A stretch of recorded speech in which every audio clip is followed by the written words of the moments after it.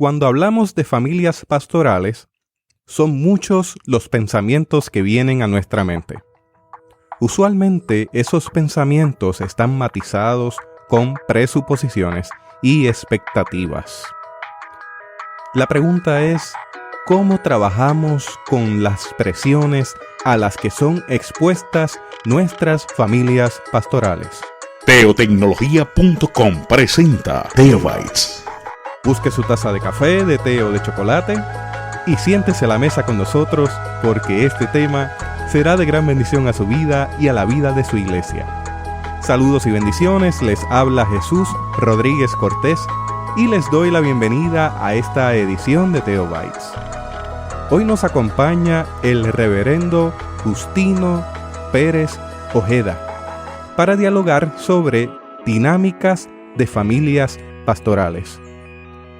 Justino se está riendo de mí porque me ha visto montando y produciendo este podcast, haciendo los conteos con la mano, estableciendo tiempos y montando los equipos. Así que está riéndose porque no me había visto en este aspecto desde el otro lado de lo que es montar el podcast. Estamos en Casa Contenta, un lugar, un remanso de paz en medio de uno de nuestros campos en Puerto Rico, específicamente en Toa Alta, Puerto Rico. Estamos rodeados de la naturaleza, así que usted va a escuchar pájaros, que está haciendo un día soleado, precioso, con una temperatura muy agradable. Y para mí es un privilegio recibir a Justino, porque Justino no solamente es mi amigo desde hace muchos años, él es mi suegro. Así que él es el papá de Kelmadis Pérez Rivera. Es decir, Justino es hijo de pastor, es pastor y es papá. Así que ha tenido toda una gama de experiencias dentro de la comunidad de fe. A eso le añadimos que además de haber estudiado y preparado su vida para servir en el ministerio pastoral, también se preparó con una maestría en consejería. Eso también le ha permitido certificarse y ser un consejero profesional. Eso enriquece el diálogo en esta ocasión. Y sin más preámbulo, pues le doy la bienvenida a Justino a Teobytes. Gracias, Jesús. Te voy a decir, como te digo en casa, Chuito. Pues no hay ningún problema, estamos en familia. Estamos en la familia. Para mí es un honor poder participar de este espacio contigo y con la gente que nos escucha a través de este medio. Y como bien dice, sí, nací en una familia pastoral cuando abrí mis ojos. Ya yo era hijo de pastor. Así que pasé 23 años siendo hijo de pastor para luego convertirme en pastor. Y el resto de mi vida se ha corrido en eso, en la dinámica de las familias pastorales, entre la iglesia, la sociedad del país, otros lugares. De hecho, su trabajo de investigación y lo que fue la tesis de maestría estuvo dirigida a las dinámicas de familias pastorales. Correcto. En aquel momento usted hizo entrevistas, sondeos, una serie de trabajo de campo que le permitió esbozar unas teorías y unos punteros a considerar dentro de la discusión. Sí, cuando quise trabajar la maestría en consejería, obviamente pues había el deseo de hacer una aportación, aprovechar la maestría para hacer una aportación a la dinámica de familias pastorales. Y la hice en familias pastorales en traslado con hijos adolescentes.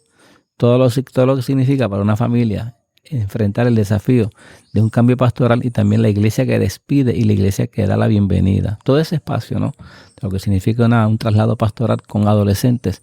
La investigación fue bien interesante porque yo mismo me sorprendí con los resultados.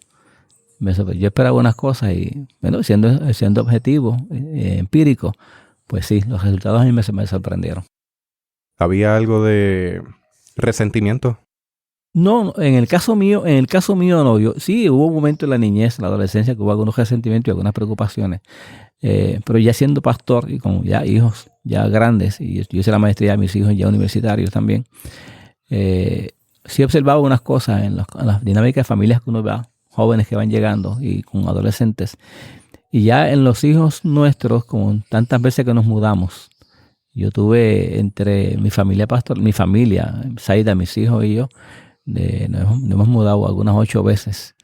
Y de mi papá yo traía ya unas 8 más. O sea que yo tengo como 18 o 20 traslados en las espaldas, sin contar la experiencia de México. Así que una de las preocupaciones era cómo los muchachos se afectan en los traslados pastorales, entre ellos el aspecto académico. Y esa fue la sorpresa grande para mí, porque las familias que estudié, incluyendo los propios míos, descubrimos que en términos académicos no se afectan. Se afectan en el sentido de pertenencia, en el sentido de ubicación, de las relaciones de familia, amistades y distancias, pero académicamente no se afectaban. Era al revés. La experiencia de exponerse al cambio continuo los hizo crecer y madurar más que otros niños de su edad en el mismo lugar sin haberse criado, cambiando como ellos cambiaban. En el caso de Kelmadis está acostumbrada a estar toda su vida en una serie de cambios periódicos de 3 a 5 años. De repente se casa conmigo. Ajá. Y llevamos 15 años, 16, 17 años. Ese es récord para Kelmadis. Viviendo en el mismo lugar. Y en ocasiones ella me expresa algo distinto ahí. No sé si puedo manejar esto de estar constantemente en el mismo lugar sin un cambio a la vista. Ajá. En el caso mío, yo vengo de toda la vida de haber vivido en el mismo lugar. Al mudarme al momento de casarme, estoy en el mismo lugar. Y ahí hay ya un choque quizás de cultura, ¿no? Ella está acostumbrada al movimiento dinámico, mientras yo estoy más acostumbrado a estar estático y quizás constante en una serie de dinámicas. No significa que no esté abierto a los cambios, claro, pero simplemente en eso, en el hecho de que ella haya vivido en un lugar tanto tiempo, ya para ella supone un cambio. Sí, de hecho, es parte del desafío que parte de las familias pastorales tienen. Más en la época nuestra, las familias jóvenes, pastorales jóvenes, tienden a vivir en el mismo lugar. Las familias nuestras, mi papá y yo, nos mudábamos a las comunidades donde trabajábamos. En ese sentido, pues los cambios eran más impactantes, más fuertes. Había que cambiar escuela, había que cambiar de comunidad, había que cambiar de templo, había que cambiar de todos los servicios que tiene la comunidad. Y había que hacer mucha investigación. Entonces, ese tipo de expectativa, ¿no? Pues ponía atención sobre toda la familia y los hijos sobre las amistades. Se mudan. Las amistades del colegio, las amistades de la iglesia, las amistades del vecindario. Y todo eso, pues obviamente trae una presión distinta. Ya no se ve tanto en la zona, en Puerto Rico en este caso, ¿no? Pero todavía tenemos casos de esos. Además del movimiento, hay otros detalles a los cuales me gustaría entrar. Y tengo una primera pregunta, y es si es posible que algún miembro de la familia pastoral dude de su fe o deje de creer. Esa pregunta es algo de lo cual todas las familias cristianas se enfrentan, pero más le pesa a las familias pastorales porque la expectativa es que precisamente todos sean creyentes. Y yo quisiera hacer el comentario al calce, porque partimos de unos supuestos, particularmente quienes están sentados en las bancas, de que todo es color de rosa, no lo es, de que todo está bien, y hay una imagen de pantalla en ocasiones que no permiten ver más allá, ya sea por las relaciones, ya sea por todo lo que son las dinámicas. Pero vamos a hablar en crudo lo que es la familia pastoral dentro de estos espacios que no están a la vista necesariamente, y no lo vamos a hacer de forma crítica. Yo quisiera establecerlo como un punto de reflexión. Claro. Como iglesia, como liderato, como pastoral, ¿qué estamos haciendo? Porque están ocurriendo muchas cosas dentro de las familias pastorales. Así que, Justino, habiendo hecho ese paréntesis, yo vuelvo y establezco la pregunta, si es posible que algún miembro de la familia pastoral dude de su fe o deje de creer. Pues mira, sí, tengo que categóricamente decirte que sí. O sea, lo he visto en muchas familias pastorales, tanto en Puerto Rico como fuera de Puerto Rico, por la experiencia misionera que también nos acompaña. Y sí, y además de no creer, ahí se crea mucho resentimiento, precisamente por lo que decías ahorita, ¿no? Las expectativas que hay, lo que hay detrás de la pantalla, que la gente no ve también lo que los hijos ven en la intimidad y en el secreto de su propia familia y en las otras familias de líderes de la iglesia que se supone que también le modelen. Entonces, ese no creer está acompañado de un tipo de decepción, de frustración, que la palabra puede sonar fuerte, pero a veces ellos descubren mucha hipocresía, que también yo lo viví como hijo de pastor. Uno ve los hermanos en la congregación comportándose de una manera, cuando los visita en su casa, cuando compartes con ellos, cuando convive con ellos, entonces uno ve otra dinámica distinta. Entonces eso crea un elemento de confusión, especialmente a ciertas edades donde no hay la capacidad de hacer la reflexión y hacer la diferencia entre una cosa y la otra. Y ese es el peligro que corren muchas familias pastorales, donde sus hijos e hijas en ocasiones se van distanciando de la iglesia, le pierden el amor a la iglesia, le pierden el amor al trabajo que sus padres hacen, sea papá o mamá, el pastor o la pastora. Y para la familia pastoral, especialmente para el pastor o la pastora, eso es bien doloroso, porque tiene que hacer un esfuerzo adicional al que hace para, además de acompañar a las familias de la iglesia, acompañar y rescatar a su propia familia de un elemento que es para él medular: familias con fe. Eso es bien fuerte, bien difícil, porque ese llamado a la pastoral comienza en casa. Claro. Entonces, se dan una serie de dinámicas que pueden llevar a un desgaste, que pueden llevar al agobio si no se trabajan bien, si no se trabajan a tiempo, Correcto. reconociendo que eso está ahí. Entonces, me mencionaba también de una familia pastoral que posiblemente nació, que tiene una cuna en el pastorado, Claro. pero también tiene familias que luego de 10, 15 años entran en esta dinámica pastoral, particularmente de gente que viene del ambiente profesional y entra entonces al ambiente eclesiástico.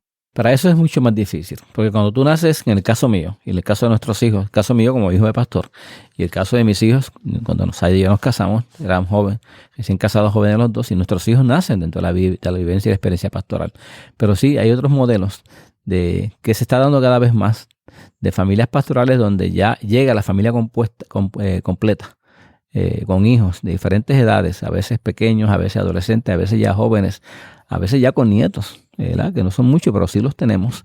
Y entonces adaptarse a esa experiencia donde la familia completa entra en la dinámica de ser la familia del pastor, de la pastora, quiéralo o no, el pastor, quiéralo o no, la familia o la familia cercana extendida, esa carga la van a llevar.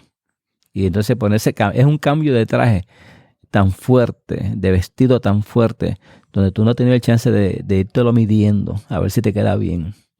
Que entonces sí, muchas familias tardan en lograr hacer los ajustes. Cuando tú naces en la familia pastoral, pues se va dando casi de forma natural. Estamos hablando ya de razones y quisiera plantear esa pregunta. ¿Cuáles son las razones posibles para que esto ocurra? Ya dijimos que el modelaje de comunidad, de hermanos y hermanas en ocasiones van en contra de quizás las expectativas de lo que debería ser el comportamiento. Hay otro aspecto que quizás no se toma mucho en consideración, pero lo mencioné en un podcast anterior con Marvy Liz.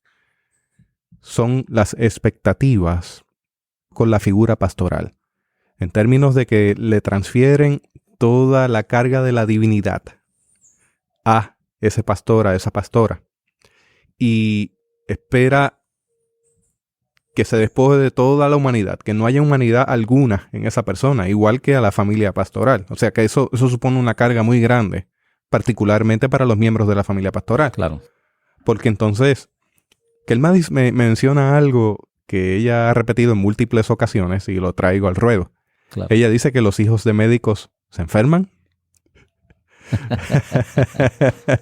que los hijos e hijas de maestros y maestras sacan malas notas, pueden fracasar en en alguna asignatura, y que por lo tanto, claro, un hijo o una hija de pastor o pastora puede pecar. Sí, todos somos pecadores. Arrancamos también ese principio. Somos pecadores y bíblica y teológicamente eso está probado así. El problema es lo que tú decías al principio, que se le cubre a la familia pastoral con un tipo de aureola, ¿no? De espiritualidad, de santidad angelical, que no es real. Que no es real, que la Biblia tampoco lo establece, que la experiencia te dice que no es así.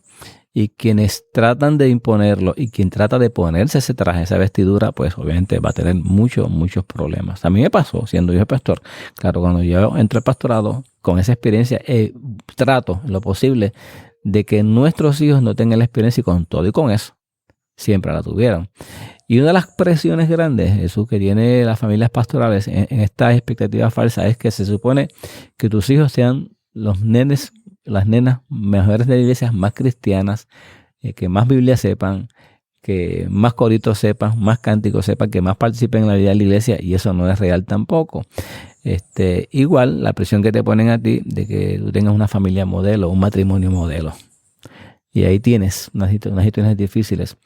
Porque una de las realidades que yo trabajo también como consejero pastoral es que no hay una familia igual a la otra. Y eso es bien sencillo. No hay una persona idéntica a la otra, por lo tanto, la combinación de esos personajes que entran a construir una familia hacen que cada familia sea distinta. Y eso incluye también las familias pastorales. Por ejemplo, una de las cosas que yo he tenido que trabajar con pastoras con frustración es que de noche a la mañana su hijo le dice que está pensando en considerar cambiarse no solamente de iglesia, sino cambiar de confesión de fe. Un musulmán, un judío, o decirse me declaro ateo. Y eso, como dicen en México, truena duro, le da fuerte a las familias pastorales, porque también la expectativa que tiene la gente de la iglesia y de la comunidad es que se supone que no suceda. Pues sí sucede. Se supone que sucede, como sucede en las demás familias de los miembros de la iglesia, que pasa también eso. Y el pastor o la pastora necesita trabajar esa realidad para que no se frustre y para que no le reste, minimice su liderazgo, su entusiasmo y su compromiso con el reino. Pero sí se da, y los conocemos. Mencionamos que esa familia pastoral tiene una exposición a los aspectos negativos de la iglesia. Y que eso es una de las razones. Sí, qué bueno que traes eso, porque con eso luchamos todas las familias pastorales. No importa el origen de la familia pastoral, si nacieron hijos de pastores o familias que llegan más tarde, no importa la edad que tenga el pastor, que tenga la familia pastoral. Esas presiones siempre las vamos a tener, y sobre todo cuando a la iglesia está llegando continuamente personas nuevas. Aunque tú logras educar a un gran número de la población, de la congregación, la gente que llega nueva también llega con esas expectativas si no fueron educados al respecto.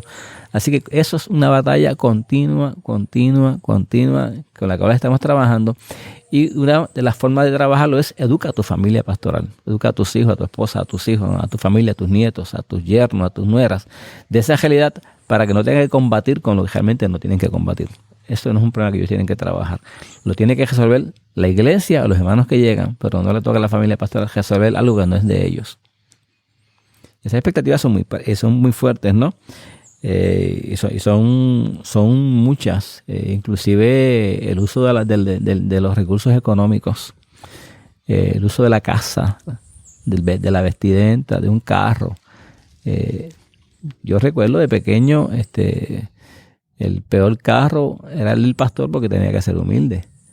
Igual ahora, pues si el pastor tiene un carro un poco bonito, modelo adelantado, un carro en mejores condiciones, también pues se critica porque pues se tiene la impresión de que el pastor está aprovechándose de algún miembro de la iglesia o de la comunidad de fe para enriquecerse. También es otra crítica, otra observación que la gente, que esta sociedad moderna tiene. Por casos reales también, que tampoco vamos a decir que no se dan. O sea, tenemos personas que a mi manera de verlo y entenderlo, están usando la fe, la iglesia y a los creyentes para explotarlos. Y esa es otra dinámica con la cual vivimos continuamente. Y yo continuamente tengo que hacer la diferencia para mí mismo, de recordarme, tú no eres así, no tienes por qué estar dando explicaciones a nadie. Me acordé de una anécdota con Caleb, ajá, que le preguntaron en la escuela que a qué se dedicaba su papá, que qué trabajaba su papá.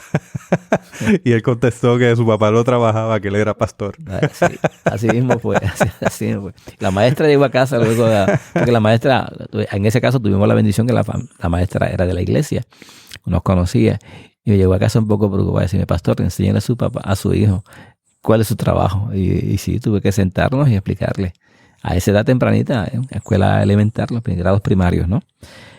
Y ahí trabajamos esto, ¿no? tenemos otra realidad, es el tiempo. El tiempo que el pastor dispone. Y una de los diálogos que ya uno como pastor mentor, que uno se va cambiando, ¿verdad? En la transición uno ya se convierte en pastor mentor para otros pastores y pastoras jóvenes. Una de las cosas que siempre le decimos a los que llegan a formarse, a solicitar el ministerio pastoral, vienen, mira pastor, tengo esta inquietud, tengo este llamado. Una de las cosas que uno siempre le está enfatizando es la distribución del tiempo.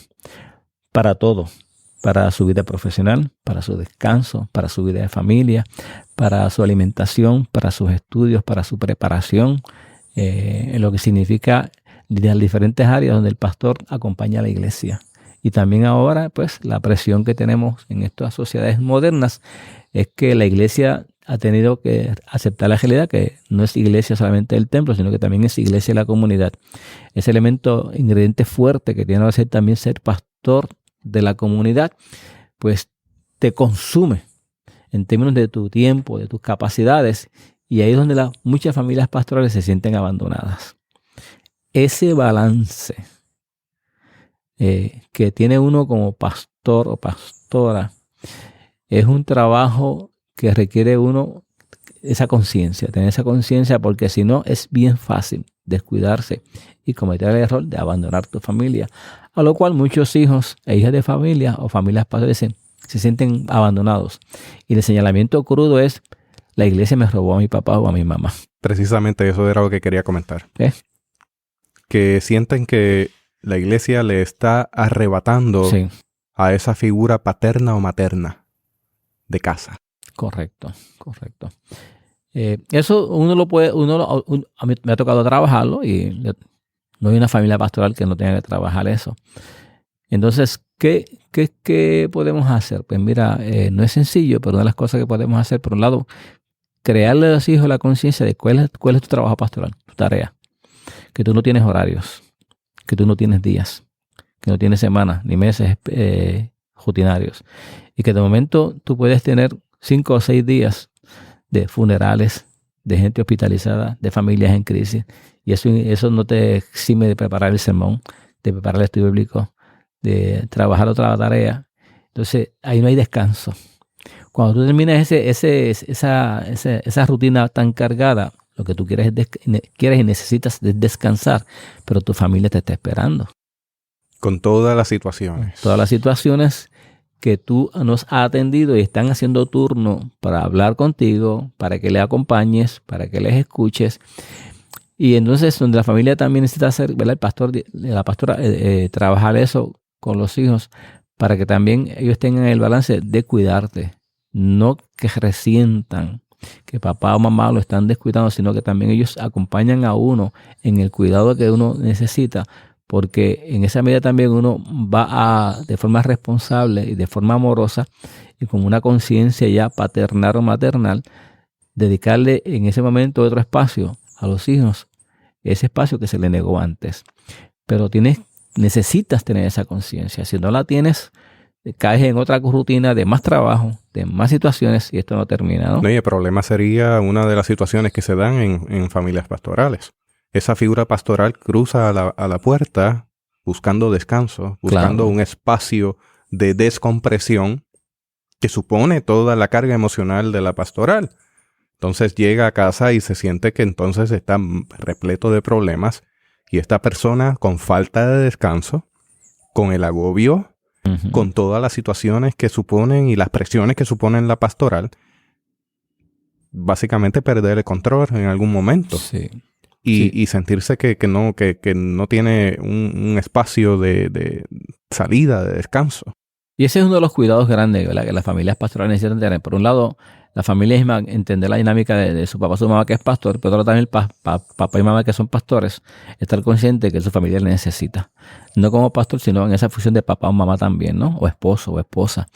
Y uno tiene que esforzarse, entonces, de forma organizada, crear otros espacios para darle a la familia lo que por un lado no pudo dar, ¿no? Por ejemplo, yo comienza el año y cae mi calendario en la mano, y ahora con los teléfonos inteligentes uno lo puede hacer más fácil. Yo separo todas las fechas significativas de la familia: aniversario, cumpleaños, vacaciones. Y cuando una persona me dice, pastor, tal día tengo una boda, tengo un cumpleaños, tengo una actividad que quiero que me acompañe, yo busco. Y si cae un cumpleaños de mis hijos o aniversario, a esa persona le digo, ese día ya tengo compromiso.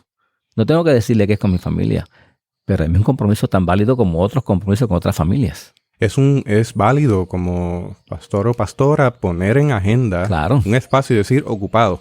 Ocupado. ¿De qué es eso? Atención médica, atención de familia, una cita para encontrarse con su pareja y compartir. Eso se coloca en agenda y uno no tiene que explicarlo a nadie. No tiene que explicarlo y respetarlo. Sí.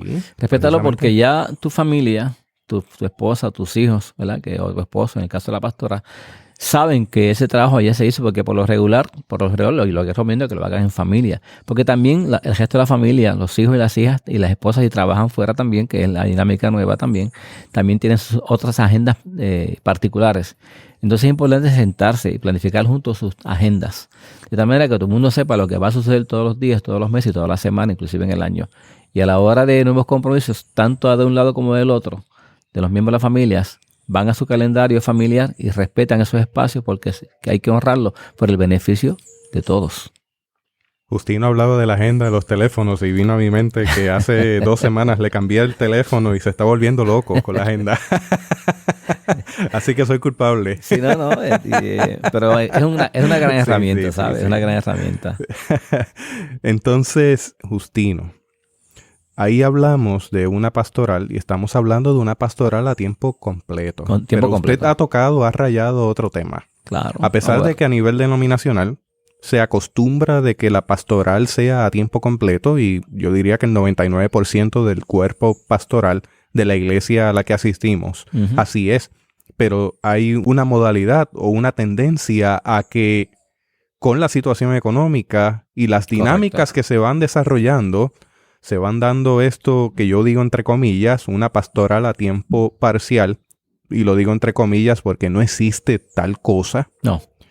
Entonces tenemos gente que son bivocacionales, que también tienen un trabajo a tiempo completo en una profesión y lo combinan con la pastoral. Entonces esto, a pesar de que quizás a nivel denominacional no se ve tanto, sí se está viendo como una tendencia general. La bivocacionalidad. Y vamos hacia eso. Lamentablemente vamos hacia eso porque esa no solamente es la realidad de las familias pastorales, es la realidad de muchas familias, tanto en Puerto Rico como fuera de Puerto Rico y otros países. La situación económica que tú traes. Y hay que trabajar con la cuestión de la espiritualidad porque uno de los valores de la espiritualidad es precisamente aprender a vivir con sencillez. Y nosotros vivimos con un afán de tener cosas. Y no aprendemos a vivir con pocas cosas. Y una de las cosas que a mí me marcó precisamente los viajes misioneros fue eso. Cómo la gente en otros lugares viven tan bien y tan a gusto, como dicen los mexicanos y los haitianos, con mucho menos cosas que las que tenemos nosotros y no viven con los afanes que tenemos nosotros, ni en los estreses que tenemos nosotros. Así que en ese sentido, pues esta situación económica, este mundo capitalista, este mundo consumista, nos lleva a desgastarnos en unos esfuerzos demasiado grandes en cosas que realmente no valen la pena. Y descuidamos lo que vale la pena, que uno de ellos es la familia. Y ahí es donde nos perdemos. Nos perdemos y se nos pierde la familia también. Llevando a cabo una mayordomía integral entonces. Sí. La tendencia cada día va a ser más, Jesús, de que también la crisis económica, las iglesias han perdido miembros. En el caso de Puerto Rico se van trasladando a muchos a Puerto Rico, a Estados Unidos, a otros lugares. Así que los ingresos también de las congregaciones, sus presupuestos se están afectando. Y las iglesias ya no tienen los recursos para sostener a sus pastores como antes los sostenían. No solamente en el salario, sino en los beneficios de pagar un plan médico, de pagar gastos de vehículo, pagar un teléfono, pagar un internet, que el pastor lo tiene como herramienta de trabajo. Eso, pues las iglesias ya están considerando en algunos casos comenzar a ver si realmente los pueden pagar, no porque no quieran, sino porque no hay los recursos. Y esto va a obligar precisamente a los pastores y pastoras a ir a la segunda vocación, al segundo trabajo, a la segunda jornada. Entonces, obviamente, pues representa una carga mayor para todos. Quizás un ministro o ministra retirado tenga la opción de poder aceptar un estipendio a cambio de esa función pastoral. Pero estamos teniendo entonces familias pastorales jóvenes, con niños y niñas que están creciendo, que tienen unas demandas y unas necesidades. Entonces, en ese sentido, si se va compactando la capacidad y estamos necesitando de algo más, hay que traer al ruedo de ese tema de dinámicas de familias pastorales, si la bivocacionalidad definitivamente va a estar en el futuro o en el presente inmediato. Yo veo más lo segundo, la cuestión de un segundo trabajo. Eso va por la realidad que tenemos, ¿no? Que parece que no se resuelve. Y no hay manera de resolverlo en 2-3 años tampoco. Y eso también plantea otra situación. Es la idea de que la cuestión vocacional, el llamado a la vocación pastoral, pues muchas personas están considerando, aunque sientan el llamado y el ardor en el corazón, no entrar porque no quieren exponerse ni ellos ni a su familia a ese tipo de experiencia, de tanta presión. Y eso tumba uno de los mitos, ¿verdad?, de la hermana Iglesia Católica, de que los pastores sacerdotes no se casan precisamente para dedicarse tiempo completo a las congregaciones. Eso en las iglesias protestantes decía que el matrimonio, porque se casaban, era una fuente para que algunos pastores hubieran más llamado a la experiencia pastoral. Pero ya eso se cayó. Eso no es así. No porque estén casados o estén solteros se hace más atractivo la vocación pastoral por todo lo que significa las nuevas presiones que tiene la persona cuando entra el llamado pastoral. Entre las causas, hablamos de no solamente lo que ocurre en casa, también hay unas influencias externas que afectan a la familia pastoral, particularmente a los miembros más pequeños. Claro. Cuando tú, por ejemplo, tú tienes que salir, por un lado, ¿no?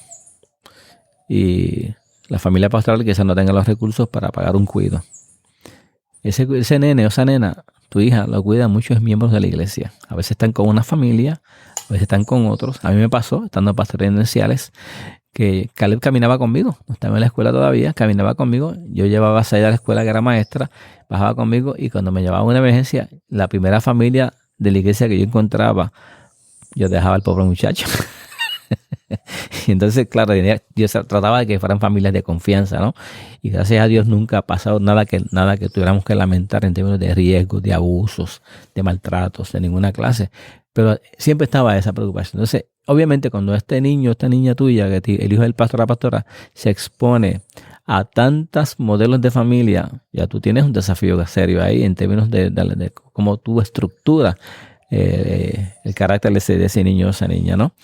También está la presión de afuera de que tus hijos, por el tiempo que tú no dispones, por los recursos que a veces no dispones económicamente, no tienes a veces los recursos para comprarle a tu hijo el teléfono, el equipo de juego, dar las vacaciones, llevártelo al crucero, que otras familias regularmente tienen.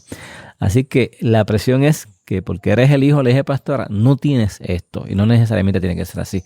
Hay un sinnúmero de familias en nuestro país y un sinnúmero de familias en la iglesia que tampoco disfrutan de estos beneficios, pero el hecho de que tu hijo o tu hija se exponga a más familias, se entera de más cosas que otros niños no se enteran, entonces viene el requisito, la requisición. ¿Por qué nosotros no podemos tener o hacer lo mismo que estas otras familias hacen?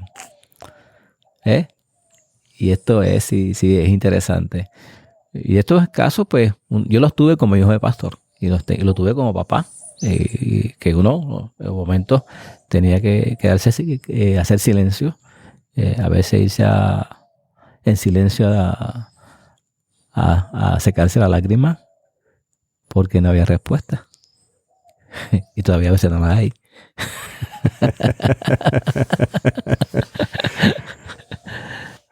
Usted ha sido un padre excelente. Eso me consta de primera mano. Yo soy uno de sus hijos. Justino ha sido muy diligente en cuidar de su familia, de su ministerio, de cada una de las cosas. Por eso nos sentamos a tener este diálogo franco, honesto, sobre estas temáticas, ¿no? Porque yo creo que se hace necesario hablar de esto no solamente a nivel de familia pastoral, es a nivel de iglesia, es a nivel de liderato, a nivel de... necesitamos darle atención a esto. Porque fíjate, Jesús, pasa también mucho esto con líderes de la iglesia, laicos que están muy comprometidos también con la vida de la iglesia. Y a veces también se pierden, ¿verdad? En distribuir sus espacios, su tiempo, su calidad de vida, porque la vida la hace también alrededor de la iglesia. Y esos son los cuidados que también uno como pastor tiene.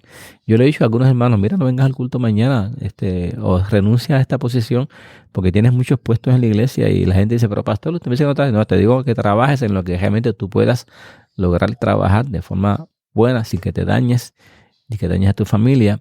Porque en esto de, por lo menos, yo como pastor, ningún ministerio puede tener un sacrificio más allá de que tú puedas dar. En una vez se convierte en carga, ya no es un culto al Señor. Entonces ahí yo cuido como pastor que también los hermanos de la iglesia que me acompañan laicos no caigan en lo que yo no quiero caer tampoco. ¿Sí? Y eso también es importante, es parte de la ética y es parte del cuidado y la honestidad que tú decías. Entonces ahí se modela la fe.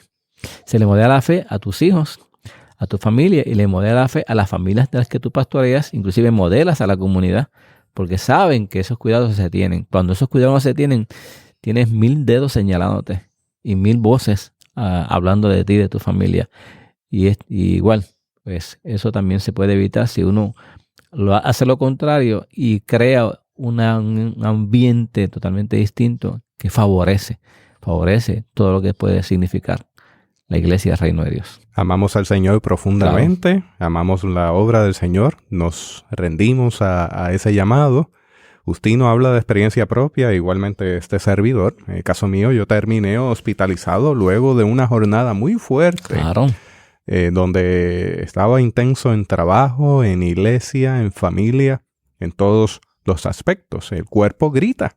Igualmente Justino tuvo una operación de triple reemplazo de arteria al corazón, y entonces uno se da cuenta en ese momento de fragilidad que uno depende totalmente de la gracia de Dios en primer lugar. Y en segundo lugar, uno trae a la consideración de cuáles son las cosas que son verdaderamente importantes, cuáles son emergencias y cuáles son las que podrían esperar dentro de este ministerio que el Señor pone en nuestra mano. Y hay cosas que realmente pueden esperar. Son más las que pueden esperar que las que no. Igual son más situaciones que emergencias. Y la gente del mundo ¿verdad? La gente tiene prisa. Un país como nuestro que es tan consumista, también quieren consumir servicios, quieren consumir tu tiempo, quieren consumir tu atención, quieren consumir tu presencia. Entonces esa presión tú la tienes. Entonces es parte del proceso educativo que uno necesita internalizar primero uno como pastor o pastora, que su familia también lo entienda, para que luego lo comuniques de forma positiva, educativa a la congregación y también a la comunidad. Porque si no, te conviertes prácticamente en un esclavo en el sentido negativo de la palabra, porque todos somos esclavos del Señor, ¿no? Pero en el sentido negativo nos convertimos en esclavos donde no tenemos libertad, no tenemos tiempo para nosotros, para nada, y entonces de eso no se trata esto. Y precisamente está esa imagen de consumo, de que el tiempo es dinero, y es lo que hemos recibido y en lo que hemos crecido. Sin embargo, usted tuvo un choque con eso estando como misionero. Me lo hace recordar porque cuando fuimos a vivir a México, el estilo de la vida del mexicano en términos generales es que ellos tienen una siesta entre lo que es 1 de la tarde, 2, 3 y 4 de la tarde. Llegan a trabajar a un horario distinto al de nosotros, ¿verdad? Esto ha ido cambiando un poco también, pero en términos regulares, la siesta es importante para ellos. También la forma de manejar el tiempo. Yo tuve una citación de una reunión, cité a mi equipo de trabajo, y nos sentamos a las 9 de la mañana y yo entendí que era condescendiente, porque aquí a las 8 ya estamos reunidos en la oficina. Y le di una hora y me llegaron a las 10:30, a las 11. Nadie se excusó. Yo me extrañé un poco, pero como era la primera vez, la dejé pasar. Pasó la segunda vez, la tercera y la cuarta vez, ya yo estaba molesto. Y le reclamé qué pasaba con ellos. Y entonces un gran amigo que amo, Alberto Silva, me dice: hermano, lo que pasa es que ustedes, los gringos, me dijo gringo, ustedes los gringos quieren explotar el tiempo porque dicen que el tiempo es oro y lo quieren explotar. Nosotros no. Para nosotros el tiempo es vida y entonces no nos explota, nos da vida. Y a mí eso me confrontó seriamente. Porque entonces me di cuenta que sí, que queremos explotar el tiempo y terminamos explotados nosotros. Y el tiempo sigue.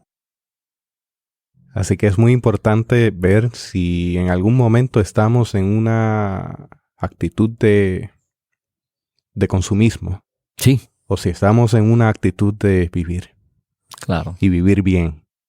Fíjate, ese detalle, cuando te expones a tantas vivencias, tantas experiencias, una de las cosas que yo aprendí también y que le cuesta a uno aprender, porque aprender le cuesta, pero el que aprende crece.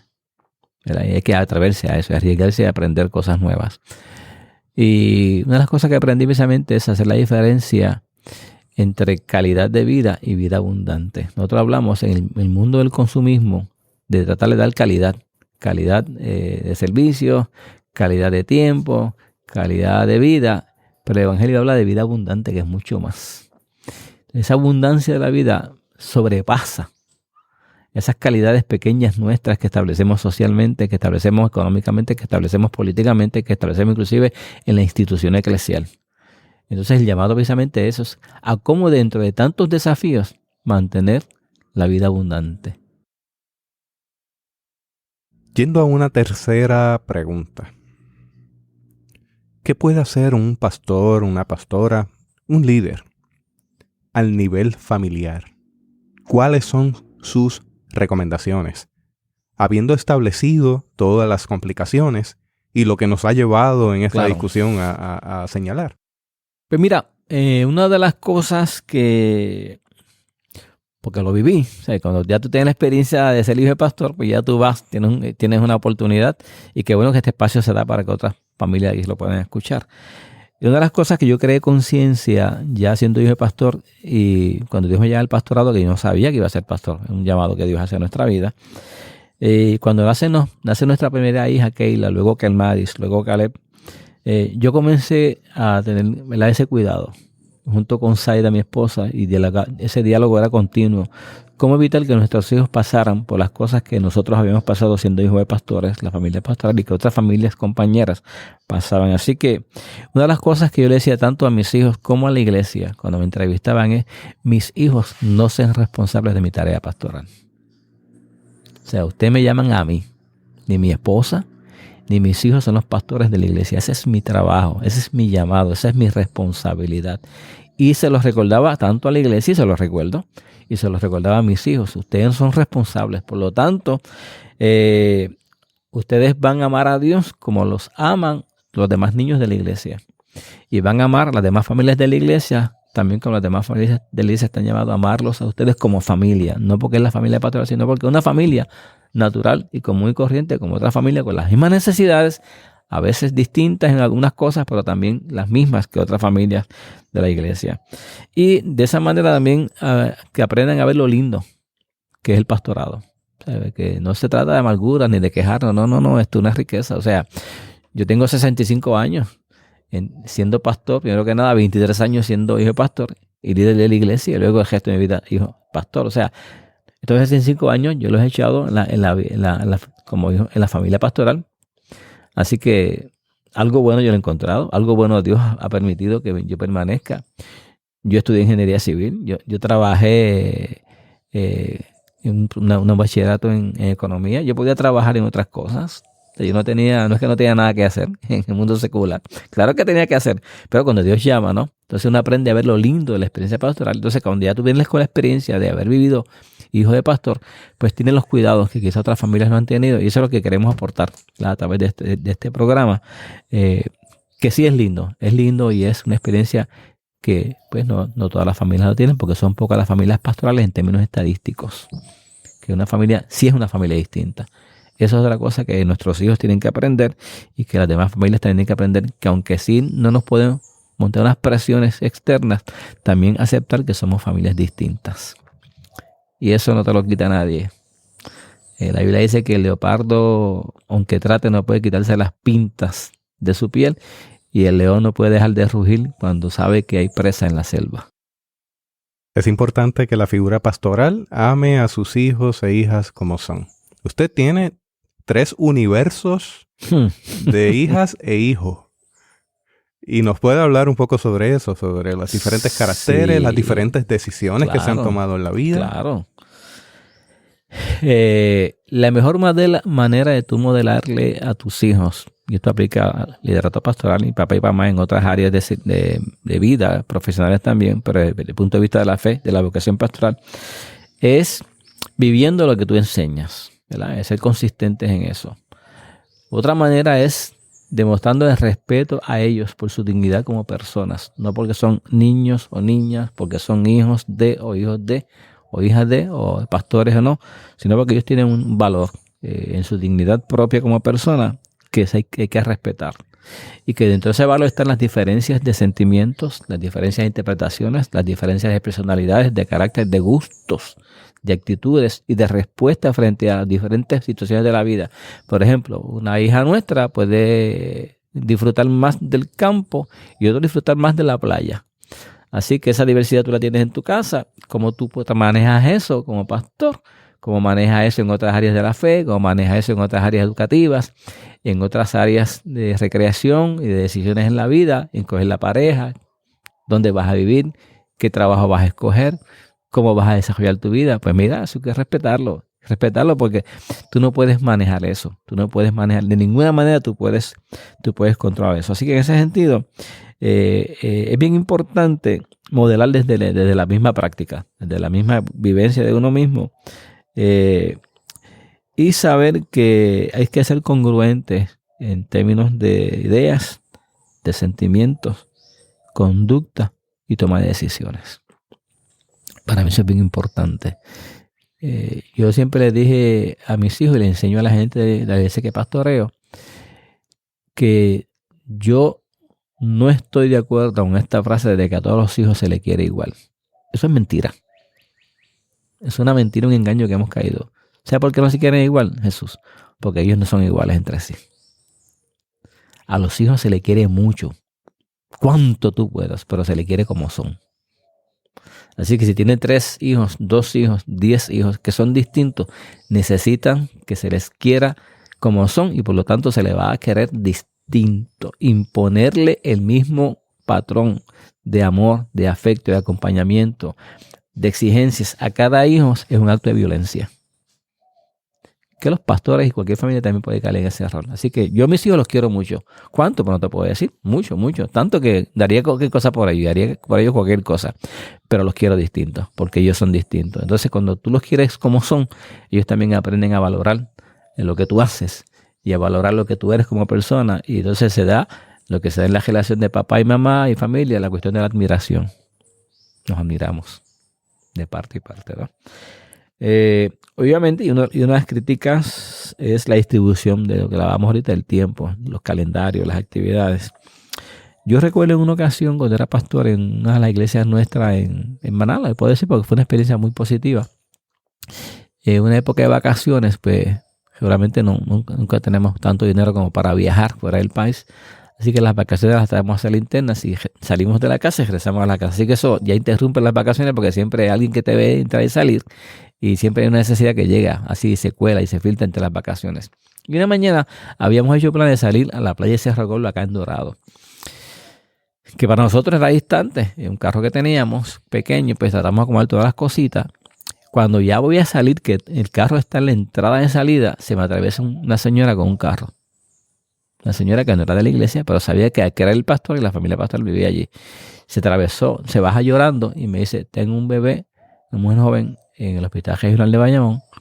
El médico me dice que no me lo asegura y yo necesito que usted vaya conmigo y ore con él. Mis hijos estaban mirándome desde el carro a ver qué yo iba a hacer. Yo miro para atrás, veo a mis hijos, me dicen, pues nos vas a dejar aquí montado ahora, cuando se me ha hecho tanto trabajo sacarle este día para disfrutar un día de playa con papá y mamá y los hijos. Además veo a la señora de frente a mí con un dolor que tú lo compartes entonces también como papá, como mamá, porque es tu hijo recién nacido. Y qué bueno es entonces uno tener esa honestidad de reconocer la fragilidad de uno. Y en esa fragilidad uno sabe que no es el super pastor, que no es la super persona y que necesitas de Dios. Yo ahí le pedí socorro al Señor. Señor, socórreme porque aquí tengo una situación difícil, Así que así, como un acto de gloria y de gracia, recordé el pasaje de Jesús cuando le dice el centurión, ve, en confianza que yo oro y cuando llegues, tu hijo va a estar sano. Le di mi número de teléfono, andaba con aquellos celulares que eran grandes. Le dije, tú vas al regional de Bayamón, yo voy con mi hija, con mi familia, a este compromiso que tenía. Ya le expliqué a la señora, tengo este compromiso de familia, que pocas veces se nos da, están montados en el carro como usted puede ver. Así que yo los llevo a la playa, al lugar que ya hemos separado, que queda cerca de Bayamón, unos 40 minutos en aquella ocasión. Si tu hijo cuando llegues no ha sido sanado o está mejor, tú me llamas y yo llego al hospital, te acompaño. Pero me vas a llamar siempre. Y qué bueno, pasa lo que creemos que puede pasar. Me llamo para decirle, pastor, quédese con su familia. Mi hijo está bien. Así que esa experiencia que de momento puede ser difícil y negativa, para mis hijos fue una experiencia de crecimiento. También de fe. Modelar la fe. Modelar el compromiso. Y para la persona también aprender que la familia pastoral necesita sus espacios. Toda la experiencia sirvió para que todos aprendiéramos. Yo voy a depender del Señor. Yo soy pastor, pero tengo fragilidad. Mis hijos van a aprender que papá sí puede cumplir la palabra por encima de otras presiones y comprometerse más adelante. Y la señora aprende que la familia pastoral tiene sus espacios, que los necesita y que uno puede hacer los balances y los equilibrios. Y más adelante cumplir. Que no había que salir como un loco corriendo, dejar la familia allí plantada, sino que ambas cosas se dieron. Y como un acto de gracia, porque realmente fue una gracia, un acto de gracia al Señor. Balances y equilibrios. Yo creo que esas son palabras claves. Si vamos a hablar de una mayordomía integral de la vida. Sí. Justino, algo más al cierre de esta edición. Justino se está secando las lágrimas. Porque estos son espacios íntimos donde recordamos la misericordia de Dios, las enseñanzas y que Dios nos ha acompañado. Sí. Y hay situaciones que son de afuera, pero mira, Jesús y hermanos que nos escuchan, amigos que nos escuchan, son muchas experiencias. Por ejemplo, en una ocasión cuando ya que nos mudamos aquí a Espinosa, que era pastor en Espinosa, en la iglesia donde Jesús nos conoce, yo con familia pastoral, y conoce a Kelmadi, que es su esposa hoy, que le se enamora de David, quien es su esposo. David asiste a otra congregación. Y viene esta oveja y se enamora de su hija. Esa oveja, uno sabía que esto iba a pasar, así que uno más o menos estaba preparado, pero nunca, eso pasa, ¿no? Y Keila un día nos reúne para decir, mira papi, David y yo hemos hecho un compromiso y estamos comprometidos. Yo no quiero exponer a David a lo que hemos estado expuestos nosotros a cambios continuamente de iglesias. Así que yo voy a mudarme a la iglesia donde David se ha criado y ha estado toda la vida. Y de momento también me dio uno con un frío de celos y de tristeza, pero lo entendí rápido. Rápido entendí que era la decisión que mi hija estaba tomando para su vida futura y que yo en eso no podía intervenir y no debería intervenir. Así que le echamos la bendición y fue una gran decisión para ellos y para nosotros. En otra ocasión, siendo Caleb adolescente, en la escuela era la época para los hermanos, ¿verdad?, que no son puertorriqueños. Decimos aquí se ponen pantalla los muchachos. Para México, en Latinoamérica son aretes. Así que este niño adolescente, un domingo después que salimos de la iglesia, reunido con los abuelos, el abuelo materno, que eran muy conservadores en esta línea, me pregunta, papi, ¿qué tú harías si yo vengo un día y me pongo una pantalla? Un arete. Así que todo el mundo me miró porque la pregunta era a mí. Y así que yo sé lo que Yayin le hubiese contestado. No. Pero él que bueno, el abuelo respetó ese espacio. Sí, porque y entonces él hizo mutis, ¿no? Sí. Porque también se molestó con la pregunta. Yo no me molesté. Yo entendí que era parte del desafío. Y ahí esas oraciones, esos momentos de gracia del Señor, donde dije, Señor, ayúdame con esta pregunta porque tengo un abuelo que se puede escandalizar por lo que yo pueda decir o no entender lo que yo pueda decir. La abuela también. Las hermanas están aquí. El único varón adolescente es él. Y yo sabía porque la presión se la estaban poniendo los compañeros en la escuela. Así que así vi en la esquina unas revistas de artistas que mi suegra usaba, veía mucho, y le dije, búscate la revista que hay allí. Así se me ocurrió, creo que fue Dios me lo reveló. Le dije, búscate ahí en esa revista todos los hombres que tú veas con pantalla o aretes y dime a cuál de ellos te quieres parecer. Porque me parece que ni a tu abuelo ni a mí te parece, porque no usamos aretes. Ahora sí es tu decisión, ¿verdad? Y ya para acá yo he cambiado mucho también a eso. Yo entiendo que eso no hace daño a ningún joven. No hace daño. Y los tengo en la iglesia y los he tenido en la familia y eso ha mejorado. Pero aquella ocasión era más difícil. Y le dije, pero yo creo que tú sepas algo. Si te decides poner un arete, que me lo digas con anticipación para yo prepararme. Y lo otro es, lo más importante, y mirando a los ojos se lo dije, yo creo que tú sepas que con arete o sin arete, tú siempre eres mi hijo. Te amaré siempre y eso no va a cambiar para nada. Te voy a respetar igual. Así que en ese sentido, eso fue una buena salida. Y pues, nunca se puso el arete. Y si lo hubiera puesto, igual, no hubiera cambiado nada. Para nada. Pero es la pregunta, ¿no? ¿Cómo respetar esa decisión de tu hijo? ¿Qué decirle a los hermanos? Una palabra pastoral, aparte de las que ya estamos añadiendo. Primero, hay una palabra para la iglesia. Yo creo que hay que dividirlo. Jesús. A la congregación, recordarle lo que ellos saben y a veces se les olvida. Que los hijos nuestros no son ni más ni menos espirituales que el resto de los hijos de la congregación. Que no son ni más ni menos humanos que los demás hijos de la iglesia. La congregación debe saber eso, recordarlo. Que tienen los mismos derechos y responsabilidades que los hijos de las demás familias de la iglesia, ni más ni menos. No se le trata ni con privilegios, tampoco con exigencias extremadas. Que tienen tiempo y necesitan tiempo para estudiar. Que si el hijo del hermano de la iglesia, la hermana, se quedó en su casa porque tiene un examen mañana, el hijo mío también se puede quedar. No tiene que ir al culto porque tiene examen mañana. Que si la hija mía tiene una crisis de salud y se quiere quedar en la casa o ir al médico porque quiere descansar, pues también lo hacen los hijos los demás, pues mi hija también lo puede hacer igualito. O sea, en eso no podemos marcar diferencias. Y que también necesitan descansar, que también se equivocan. Como se equivocan todos los demás hijos de la iglesia y tienen el derecho a protestar como protestan los demás hermanos e hijos de los familiares de la iglesia. Y no estar de acuerdo. No estar de acuerdo contigo como pastor. No estar de acuerdo con algunos asuntos, decisiones que dan en la iglesia, porque ellos a veces están más informados de lo que la gente piensa.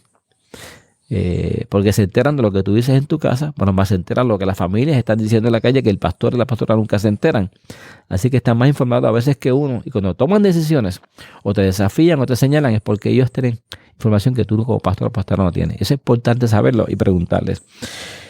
Y preguntarle siempre a la congregación, o sea, que tengan esa conciencia que mientras uno como pastor o pastora está desvelado en el hospital, en la oficina, en una consejería, acompañando en un momento de toma de decisiones a sus hijos, mis hijos están descuidados. Y entonces, en ese sentido, ellos tienen esa responsabilidad de cuidar a mis hijos cuando yo cuido los de los demás. Y la iglesia no se puede quitar esa responsabilidad que tiene como iglesia. Es una parte, ¿no?, de las muchas otras cosas que se pueden decir. A papá o mamá que somos pastores, yo le voy a decir lo siguiente. Eso lo aprende uno en el camino. No lo aprendí rápido, lo aprendí en el camino. Yo no oro para que mis hijos sean pastores. Yo oro para que sean buenos cristianos. Y quien llama al pastorado es el Señor. No todos los hijos de los pastores tienen que ser pastores. Como no todos los hijos de los médicos tienen que ser médicos. Ni la hija del carpintero tiene que ser carpintero. O la hija de la maestra tiene que ser maestra. Pero tampoco los hijos de los pastores. Eso es un llamado que Dios hace a la gente. Así que yo no oro para que Dios llame gente al ministerio. Yo digo que Dios llame a la gente del ministerio, que incluya a mis hijos o a otra gente de la iglesia y a otras personas. Y que sí, que mis hijos, donde quiera que estén, sean buenos cristianos y que tengan un testimonio que dar, un servicio que dar a la iglesia y al país. O sea, esa es mi oración. Que los hijos nuestros deben sentir por la iglesia no más ni menos que los que sienten los demás y que ellos no son los pastores. Se tiende a transferir esa presión de la pastoral. Sí, y papá y mamá, que son los pastores, tenemos que recordar eso. Y decirle a tu hijo, es que tú eres el hijo del pastor, que tú eres mi hijo. Entonces, no, eso es una carga injusta e innecesaria que tu hijo y hija no necesitan tener, porque ya tienen suficiente con que tengan el sello de que es el hijo y la hija del pastor. Que el día que tu hijo o tu hija tenga una necesidad, la que sea, puede ser de salud, puede ser de estudio, puede ser de tiempo, de una consejería, que no te sientas culpable de quedarte con tu hijo a ti de esa crisis, porque igual tu hijo necesita tu acompañamiento pastoral, como lo necesitó el hijo de la hermana del anciano, que tú dejaste la actividad para irte con él al hospital y dejaste el culto para irte a atender a una familia en la iglesia en una crisis, pues tus hijos tienen las mismas necesidades, así que a mí eso no me crea ninguna culpa.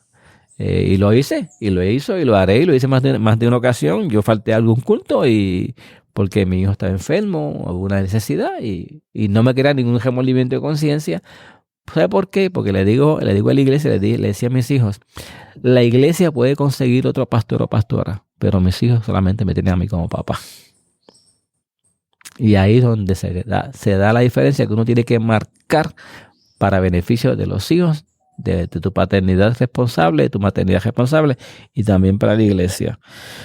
Y también, pues, saber que el hecho de que tus hijos sean pastores, alguna gente los van a premiar y privilegiar y otra gente no. Y enseñarles que tengan esos cuidados, que no se dejen, porque hay un tipo de soborno también, un juego falso y malo ahí que también pueden caer.